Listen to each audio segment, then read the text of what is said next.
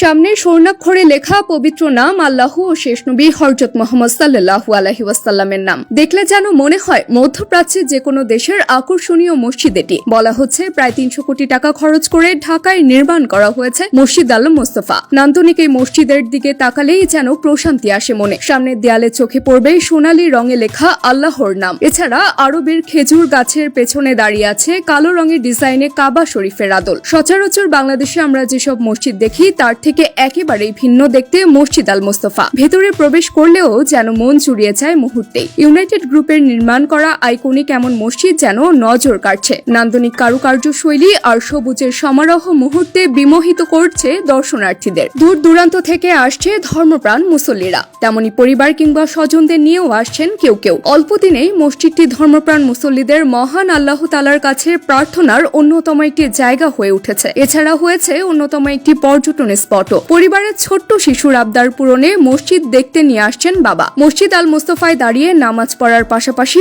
অসুস্থ কিংবা ক্লান্ত মুসল্লিদের জন্য রয়েছে বসে নামাজ পড়ার ব্যবস্থা। কেউ বা বসে বিশ্রাম নিতে পারেন এখানে। এছাড়া সুউচ্চ এই মসজিদের ভেতরে বেশিরভাগ তলা থেকেই মুসল্লিরা দেখতে পাবেন মিম্বারে দাঁড়িয়ে থাকা ইমামকে। মসজিদের প্রথম দরজা অতিক্রমের আগেই হাতের ডান পাশে রাখা হয়েছে জুতা রাখার স্থান। এছাড়া বেসমেন্ট ফ্লোরে রয়েছে সুন্দর ও পরিচ্ছন্ন ওয়াশরুম, বেসিন ও বসে অজু করার স্থান। দৃষ্টিকাড়া এই মসজিদে প্রতি ফ্লোরে ওঠার জন্য রয়েছে চলন্ত সিঁড়ি। বেশ কয়েকটি লিফটও রয়েছে মসজিদে। বাইক কিংবা দূর দূরান্ত থেকে গাড়ি নিয়ে আসা মুসল্লিদের জন্য রয়েছে প্রায় 200 গাড়ি পার্কিং ধারণ ক্ষমতা সম্পূর্ণ পার্কিং জোন। নান্দনিক এমন মসজিদে নামাজ পড়তে এসে প্রাণ জুড়াবে যে কারো। পুরুষদের পাশাপাশি মহিলাদের জন্য নামাজের ব্যবস্থা রয়েছে মসজিদ আল মোস্তফায়। সম্পূর্ণ পর্দা করে জামাতে দাঁড়িয়ে নামাজ পড়তে পারেন তারা।